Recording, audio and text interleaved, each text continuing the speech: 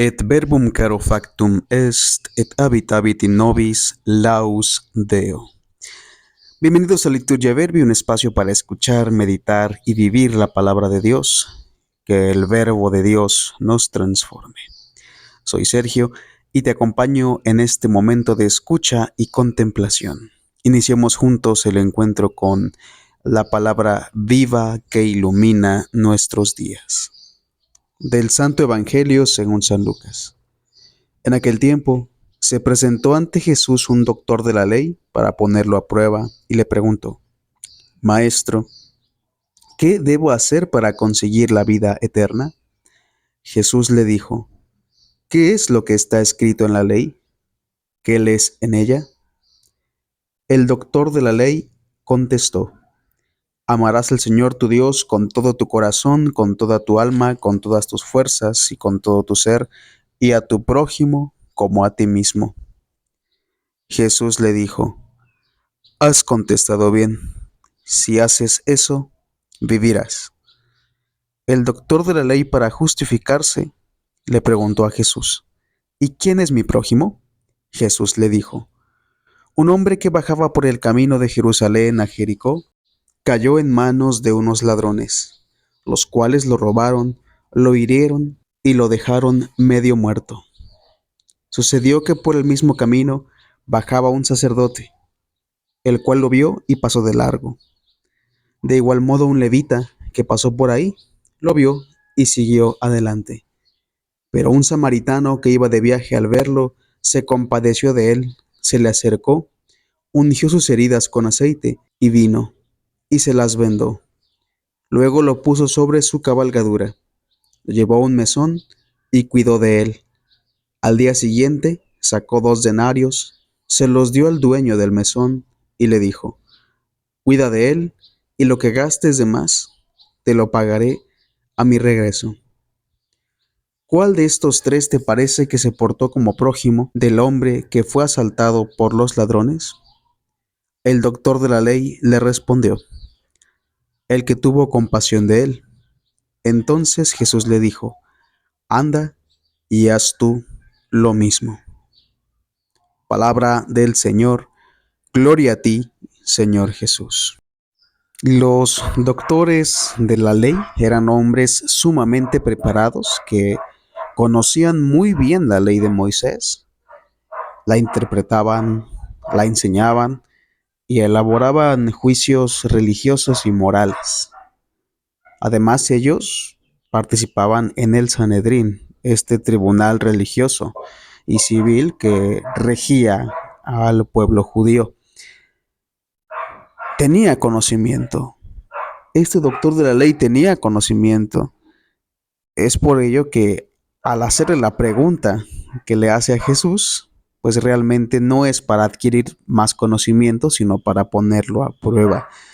Maestro, ¿qué debo hacer para conseguir la vida eterna? Él esperaba que Jesús quizá le contestara algo que justificara el señalar a Jesús como una persona que daba enseñanzas equivocadas. Pero Jesús, conociendo su corazón, hace que el doctor de la ley responda sobre lo que él ya conoce. Le pregunta: ¿qué es lo que tú estudias en la ley? ¿Qué es lo que tú lees?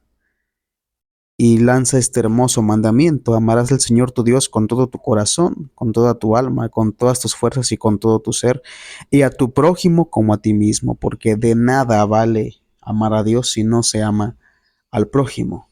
De hecho, no se puede amar al prójimo si no se ama a Dios, y no se demuestra el amor a Dios si no se ama al prójimo. Pero el doctor de la ley, para justificarse, quizá para poder excluir a ciertas personas del amor al prójimo, como los samaritanos, pues él pregunta: ¿quién es mi prójimo? Y aquí es importante preguntarnos: ¿a quién buscamos hoy excluir? ¿A quién juzgamos que merece nuestro buen trato y quién merece nuestro maltrato? Es una pregunta muy interesante que en medio de esta reflexión nos podemos hacer. Porque esta pregunta tampoco es por ignorancia. La primera pregunta que hace el doctor de la ley no es por falta de conocimiento, sino para poner a prueba a Jesús. Y la segunda pregunta que hace no es por ignorancia ni por búsqueda también de conocimiento, sino más bien para buscar justificarse. ¿Y cuántas veces no buscamos justificarnos hoy en día cuando juzgamos al prójimo como merecedores de nuestro buen o maltrato?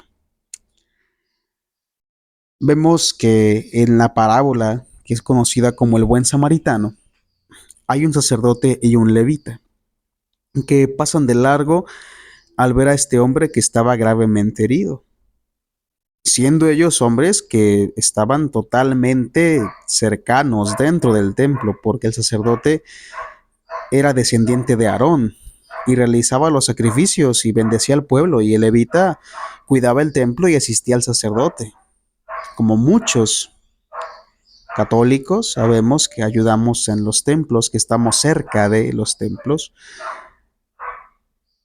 pero ellos no actúan con bondad, al contrario, pasan de largo, no les importa si este hombre que estaba medio muerto, agonizante casi, dice la escritura, necesitaba ayuda. En cambio, un samaritano actúa con bondad. ¿Pero qué es un samaritano? Vamos a un contexto histórico muy rápido. Tras la muerte del rey Salomón, hablamos de 800 años antes del nacimiento de Cristo, imagínense, es muchísimo tiempo. Tras la muerte del rey Salomón, había un reino entero de Israel. Este reino se divide en dos: Israel al norte, con su capital Samaria, de ahí vienen los samaritanos, y Judea o Judá, el reino de Judá al sur, con la capital de Jerusalén. Son dos reinos ya divididos. En ese año, año 800, los asirios conquistan a Israel del norte y hacen que convivan con otros pueblos, con otras creencias, pueblos paganos, y la fe de los israelitas samaritanos queda contaminada con otras creencias. Es entonces que los judíos del sur empiezan a ver a los israelitas del norte, a los samaritanos, como herejes, como paganos, como personas impuras que no merecían ni los buenos días. Así, así tal cual, ¿no? Muchos judíos preferían rodear Samaria, aunque se tardara más en llegar al destino, que atravesar por ese pueblo considerado de paganos. Sin embargo, este pagano, este hereje, este impuro, actúa mucho mejor que el sacerdote y el levita. Y cómo no vemos hoy en nuestros días como muchas personas que no están cerca de la iglesia, que no van a misa los domingos, incluso actúan mejor que muchas personas que podemos estar en el templo cada semana. Y esta es una verdad muy dolorosa, muy inquietante, muy reveladora, que nos tiene que hacer cambiar nuestra forma de ser. Porque incluso las personas que están lejos del templo, que no van a misa, que no rezan, que no comulgan, que no se confiesan, pueden actuar con mayor bondad que quienes estamos, como dice el título de este episodio, dándonos golpes de pecho cada 8 días, cada semana. Y es una realidad. Esta persona que para los judíos era un corrupto de la fe, actuó mejor que quienes estaban cerca de la fe verdadera. Actuó con amor hacia su prójimo. ¿Quién se portó como prójimo?, pregunta Jesús. ¿Quién se porta como prójimo? La palabra prójimo en hebreo tiene una traducción que es compañero, vecino, otro ser humano, el que está cerca de mí. Prójimo en latín es el próximo, el que está más cerca de mí. ¿Qué es el amor al prójimo? Característica de la vida cristiana: tratar a los demás con compasión y benevolencia, y siempre buscar y ver lo mejor de cada persona. Ayudar sin condiciones, sin distinciones. Entendamos que no por estar cerca de la iglesia somos buenos en automático. Y podemos decir, a manera de justificación, como este doctor de la ley, es que somos pecadores, es mi proceso. Pero pues tenemos que esforzarnos. El proceso no puede durar para siempre. ni es justificación para no cambiar. Hay que pensar cada vez que un hermano necesite de nosotros, hay que pensar en las palabras de este samaritano, que son las mismas palabras de Jesús. Cada vez que un hermano necesite ayuda, cuida de él y lo que gastes de más, te lo pagaré a mi regreso. No hablamos de gastos monetarios. A veces el tiempo, la atención, la escucha, la ayuda, la oración, también es un gasto que se hace. Y Cristo con eso nos invita: anda y haz tú lo mismo.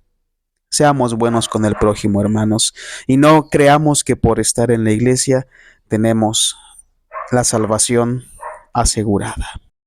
Si te ha gustado esta reflexión, da like a este video y compártelo con quien más amas para que el mensaje de Dios llegue a más personas. Y no solamente con quien amas, sino con todas las personas. Toca la campana que te avisará cada vez que haya nuevas reflexiones. Gracias por acompañarme en este espacio de escucha y contemplación. Que la palabra de Dios que hoy hemos meditado nos guíe, nos transforme y nos salve. Nos encontramos en el próximo episodio. Hasta entonces y siempre, paz en el Señor. Et verbum caro factum est, et habitabit in nobis, laus Deo.